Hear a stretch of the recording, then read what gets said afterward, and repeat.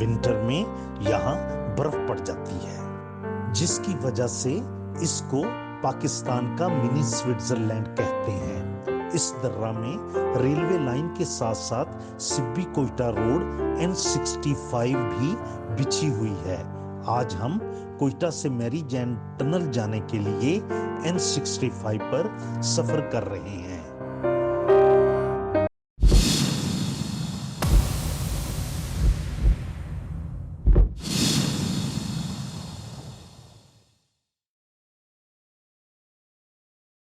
بسم اللہ الرحمن الرحیم۔ السلام علیکم۔ ایک لازوال محبت کو امر کرنے کے لیے درہ بولان کی ایک سرنگ کو میری جین ٹنل 1894 کا نام دیا گیا۔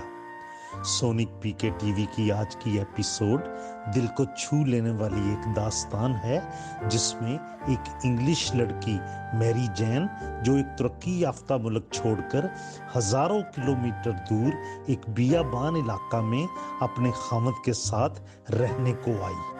یہ ایک محبت اور چاہ تھی جس نے اسے مجبور کیا کہ وہ بلوچستان کے ایک غیر آباد ڈیزرٹڈ اور سنگلاخ پہاڑوں میں آ بسے۔ یہیں پر اس کی حادثاتی موت ہو گئی۔ آج ہم اس کی قبر کی تلاش میں اور اس کی یادگار میری جین ٹنل پر آئے ہیں۔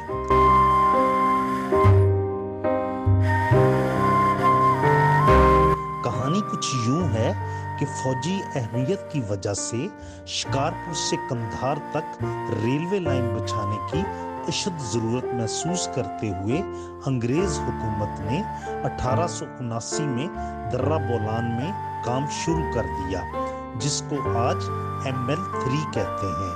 یہ ایک شاہکار ہے جس میں پہاڑوں کو کاٹ کر راستہ بنایا گیا اور 21 ٹنلز بھی بنائی گئی ہیں، جن میں مشہور کھوجک اور میری جین ٹنلز بھی شامل ہیں۔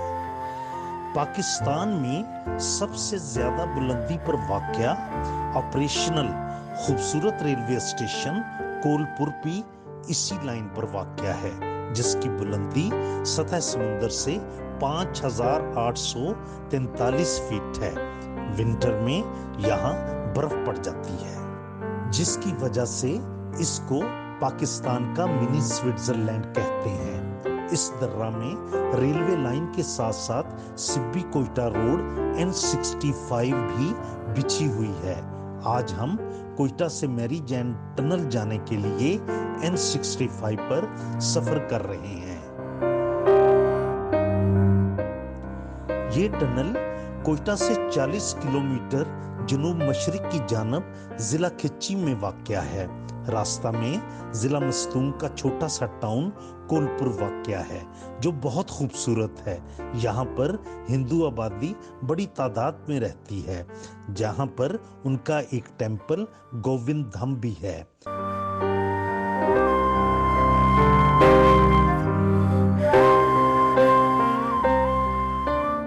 میری جین ایک برٹش لیڈی جس کا ہسبینڈ کیلہن ریلوے میں ایک انجینئر تھا، جس کے ذمے شکارپور سے قندھار تک براستہ سبی کوئٹہ ریلوے لائن کو بچھانا تھا۔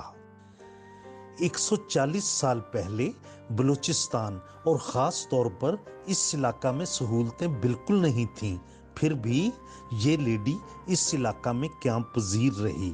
رہنے کے لیے کیمپس کو پروجیکٹ کے نزدیک لگایا گیا تھا، جہاں پر برٹش آفیسرز اور ان کی فیملیز رہتی تھیں۔ میری جین بھی ایک کیمپ میں رہتی تھی۔ اس کی حادثاتی موت کے بارے میں مختلف روایات ہیں۔ ایک روایت ہے کہ وہ کولپور کے نزدیک حادثہ کا شکار ہو گئی۔